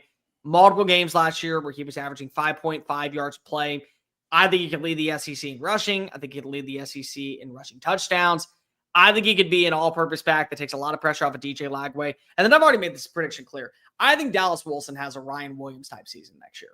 Like, I am fully committed. That spring game, I don't think was a fluke. I think that was just the welcome party to, hey, I've been on campus and you already know I'm wide receiver number one. Like, you know how talented I am. You're 6'3" and you're 250 pounds and you're moving like a junior with 15 practices underneath your belt. It's hard for me not to buy that you're going to have a special season. And I don't think that they will be. Here's the other thing I will say about Florida. I think Florida could go 8-4 this year. And the way that we look at them is very similar to how we looked at South Carolina, Ole Miss, and Alabama last year against Indiana. You put them on a neutral site, they're going to win by 14, 17. They're going to beat the brakes off of them. Like, the record is going to keep them out of the playoff. But that doesn't mean that if you gave them an opportunity to make it into that field, what they could do. They could be a dangerous team. They could be the last resort that you want to face off against. They could be the Achilles heel for somebody on a route to a national championship.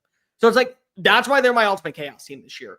Because they're either going to be a stepping stone for a lot of programs to punch their ticket to the playoff, or they're going to upset a lot of teams' dreams of winning a national title and route to the playoff themselves.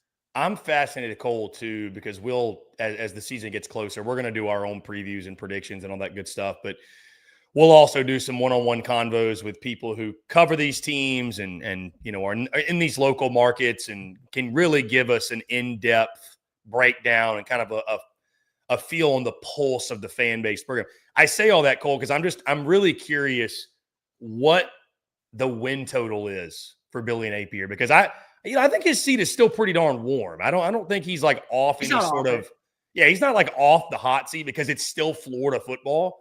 So, like, I wonder, like, is it playoff or bust down there, you think? Like, from a local – like, are they in – you know, if you're wearing orange and blue, is that kind of how you're thinking? Like, if they go 8-4, are they going to be pissed? Are they going to be – you know, it's an interesting year. I mean, it's like – that strong finish of the season and the way DJ Lagway played, it was a gift, but maybe also, dare I say, a little bit of a curse, because now the expectations are, hey, we better continue to build off that momentum and take the next step. You see what I'm saying? So I wonder more so from a local feel what the expectations are there. I don't think it's playoff or bust, but you know what it reminds me a lot of? Neil Brown going into 2024. Like, Neil Brown kind of lit West Virginia on fire. Really hot finish in 2023. 9-4 season. Everyone picked them to go last in the Big 12, and they end up really impressing. And then they come back down to reality, and they're 5-7, and it's like, okay, Rem Baker saying, we got to hit reset. We got to start over. Let's bring in Rich Rod. It's going to be a lot like that. If you don't have a good start, if you look as abysmal as you did against Texas A&M and Miami, when you go to Miami, when you welcome in Texas, when you face off against South Florida, there's going to be like a 5-game stretch early on in the year where we will kind of have that same feeling about Billy Napier. But I think this time, because of, you know, that you're flipping your schedule next year, and it's going to be a lot more relaxed. You're not going to have a murderer's row of teams to go up against, because you're taking out Texas and you're taking out Texas A&M and you're throwing in Arkansas and you're throwing in Mississippi. Like, I mean, you're throwing in you're throwing in like Oklahoma, and you don't know what Oklahoma's going to be. You may feel better about that. Like, you honestly may feel better about the direction that you go in. But They beat Tennessee every year in the Swamp. I think they're going to get one upset win. I don't know if it's LSU on the road. I don't know if it's Texas at home. But I think that they're going to be 4-1 going into the month of October. So I'm very high on them. And then again, if you think that they can beat Texas and you think they can beat LSU, you sure as hell can believe that they can beat Georgia. I mean, that's the way that I feel about that. And last question before we get out of here from Blaise Dubois.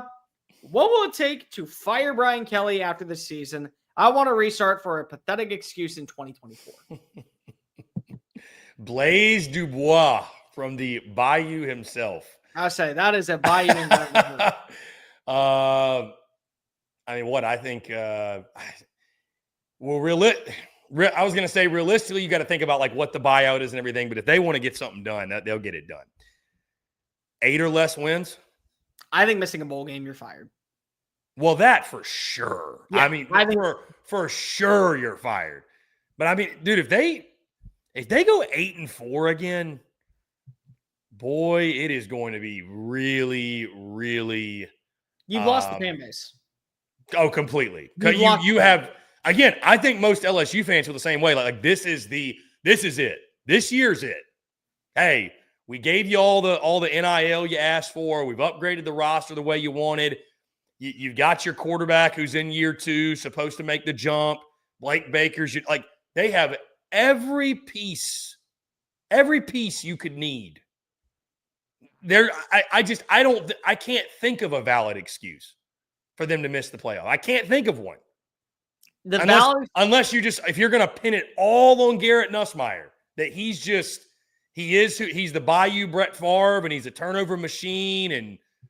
But then again, it's like, it's on you to help him take the next step and help him not be himself at times, if that makes sense. I will say the excuse for them not making the playoff is Garrett Nussmeier tears his ACL week 1 against Clemson, and you turn to Michael Mayer. Yeah, this is barring injury, obviously. Yeah. This is all barring injury. I mean, yeah, I don't know, Cole. I don't know. Yeah, it's like this is like the Florida question. It's like, what is that win total number? Like, if you go 7-5, do you really start getting into those combos? I think you do. You do. There's 3 things that need to happen for LSU to actually make the college football playoff this year. Number 1, they have to run the football. They were terrible at running the football last year. They didn't have, I think they had 100 rushing yard game from Caden Durham. And Caden Durham can be a top 10 running back in college football. He certainly is a top 10 returning running back in the SEC. So you got to be able to run the football and give yourself a secondary element in the offense. You also have to stop the run. I think in losses last year, and I want to credit Blake Ruffino because if he was the one that said the stat and he was the one that told me it, in losses last year, they averaged more than giving up 90 yards on the ground per game.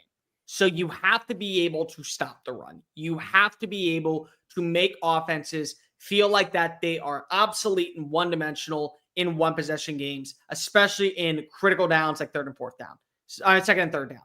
So that's number 2.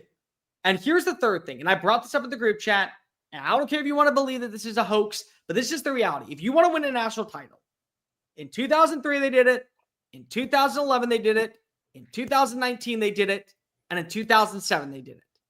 You won on the road and you won at Alabama. Every year that they went to a national title since 2000, they have gone on the road to Bryant-Denny Stadium and they have won against Alabama. They won with Nick Saban, they won with Les Miles, they won with Les Miles in the 9-6 game, and then they won with Ed Orgeron. And again, they were special teams those years. But beating Alabama in Bryant-Denny Stadium, being the class and still one of the faces of college football, you have to slay the beast. And I've had this conversation with baseball teams. I truly believe the reason why the Yankees did not win the World Series last year with how good of a roster they had was because of the Houston Astros didn't advance to the ALCS. You have to conquest your victor and your biggest obstacle to prove that you can win it all. And every year for LSU, when it was the SEC West and the SEC East, the biggest obstacle for LSU was Alabama. So you have to be able to run the football. You have to be able to stop the run. You got to win in Tuscaloosa if you want to win a national title in Baton Rouge. I think all can happen. I do. I'm not going to sit here and say it can't. But I really think that with that buyout, I mean, you would have to go straight up nuclear. I don't even know if 7-5 would get it done. I think 5-7 would be enough for Scott Woodward to say, we got to have the contract and start over. Because again, that buyout is ridiculous. Yeah. I mean, Jimbo had every asset and then got told. And I'm pretty sure they're still paying Ed O, right? They are. I think that there's still 2 more years on the Ed O contract. So again, they're still in a. We're gonna see Brian Kelly at a wedding next summer. Exactly. Tearing his shirt off too.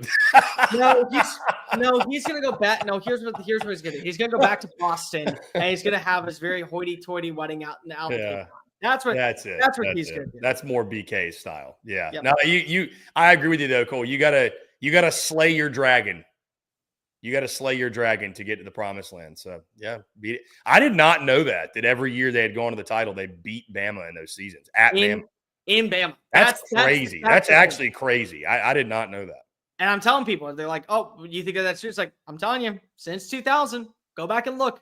LSU win a national title. They have one thing in common: beating Bama in Tuscaloosa. Game is in Tuscaloosa this year. But I mean, it's crazy to think about, but at the same time, you're right. Like, this goes for anybody in college football. If you have the caliber of team to go into Tuscaloosa and beat Alabama, and especially in a rivalry game of that nature, you probably have a team capable of winning it all. Yep. I mean, and if you have a team capable of winning it all, they are capable of going into Tuscaloosa and winning that game. So, I mean, it goes hand in hand. So it makes sense, but that is crazy. We'll end with this because we've already been going for an hour and 40 minutes, but we did want to talk about it. You played the video game, EA College Football 26. All right, let's talk. How was it? I won't be long-winded on this, but it's awesome. It's absolutely incredible. It's smoother than the game last year. And I've had a lot more success early on playing this game. Like, I don't know. We'll see. I may get humble, but it doesn't feel like it's as hard. Granted, like, I've played with some good teams. Funny enough, I did the Road to Glory thing, and I think they make your high school like teammates pretty good around you. Yeah. Because they don't want you to struggle. And my guy's a 5-star guy. But I've also played Ultimate Team, which I've never really been an Ultimate Team guy, but I just figured why not. And Cole, I drew the Ryan Williams card. He's like an 82 overall because like I think there's certain levels of the cards. They don't give you the best version. Right. But he's still just like unstoppable. Like I'm just throwing deep balls to Ryan Williams. He's getting open every time. So, and then the first exhibition game I played, funny enough, like the first thing I did, I jumped on for whatever reason. I was like, let me just get a feel of the game. I played Bama Ole Miss. I was texting this in the group chat. Bama Ole Miss went right down the field. First play was to Ryan Williams' first down. Went right down the field, and my first touchdown was to what's his name? The tight end? Servas.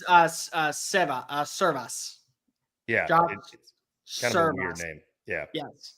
Anyways, that was my first touchdown. So, no, I mean, it's fun. It's smooth. The graphics are like, you can tell been a significant graphics upgrade. So that is the big difference. There's a big, I mean, I think the gameplay is smoother. I do. I think the gameplay is a little bit smoother from what I've noticed.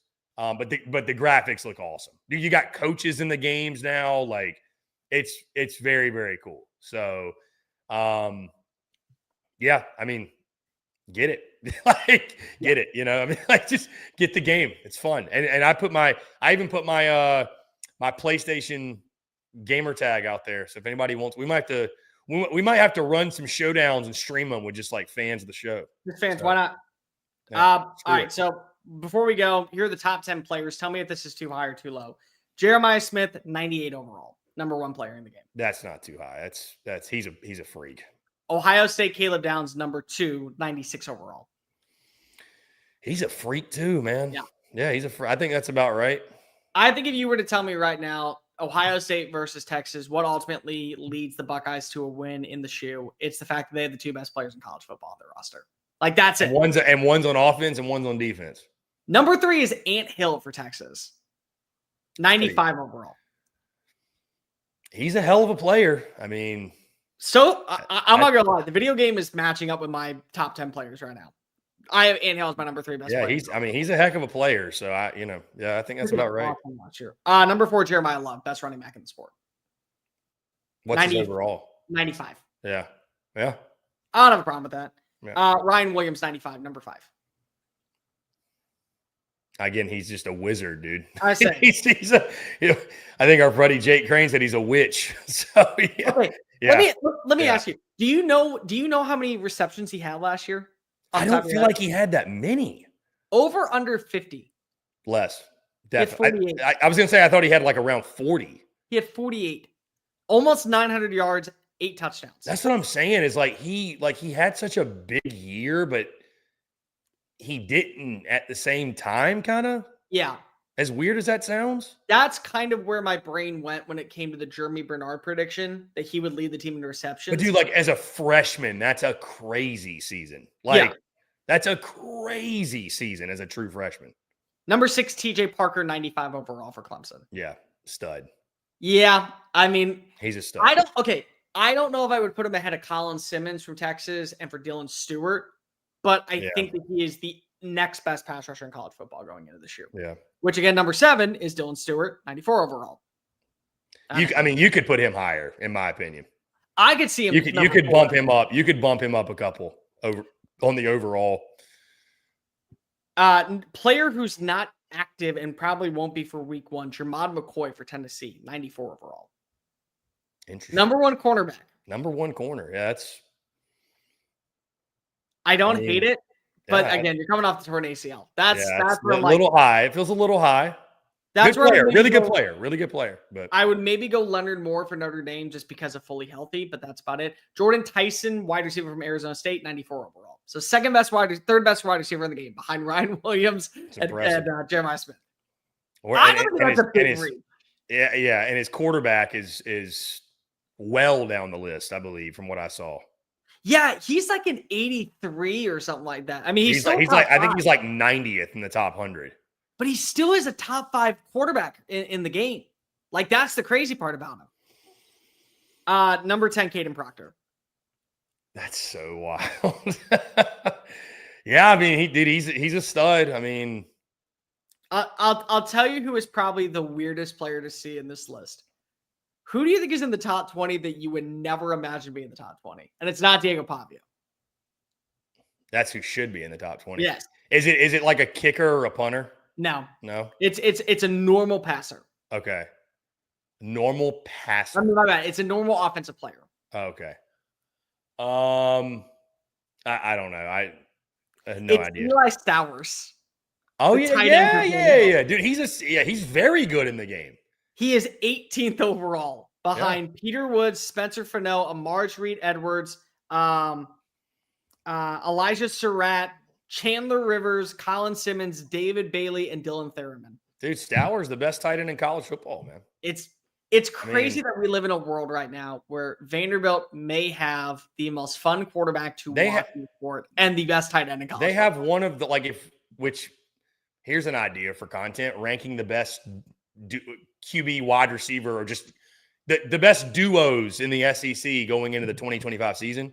Pavia to Stowers is absolutely in that short list. They're in top 5. I don't know if they'd be number 1 or 2, but they would definitely be top 5. Yeah. Maybe we'll do that next week. I don't know. I mean, but we've been going for an hour, over an hour. It's been a long show, but you know what? This is what we're used to. This is what you get when I jump on too. So I say it's a good thing. And then remember, you've been locked in, but we have a very big show next Thursday or on Thursday. My apologies. We're releasing, unlike everyone else, we're going to put our name attached to the preseason rankings. Because if we're going to SEC Media Days, we got to turn in our preseason rankings. We're not going to hide behind putting Vanderbilt at number 1. If one of us says Vanderbilt is that team that goes number 1, you're going to know on Thursday. Hell yeah, put your name on that shit. Because if we are doing the live show, our way too early pre-SEC Media Days. Predict your order of finish. Order of finish show. Dave Shumate will be joining us. So make sure you go locked in. Yeah. Make sure you don't go anywhere. Make sure that you follow Chris Phillips on social media at CPhilly19. Make sure you follow me at Mr. Cole Thompson, at Dave Shumate SEC, us at SEC Unfiltered. Make sure that you also download the podcast version of the show. Whatever you're doing, working out, going on a long car trip, Make sure that you listen to this episode and every episode because we continue to grow into the #1 SEC entity. Make sure that also you are checking out all of our great work found at sefunfiltered.com. And as always, whatever bets that you place, whatever money you want to earn, go on over to FANDUEL.com/SECU, lay down $5, win $250 in bonus bets. We'll be back on Thursday. He is Chris Phillips. I am Cole Thompson. Have a good start to your week. Make sure that you have a good rest of your night. And remember, you only live life once, so live it to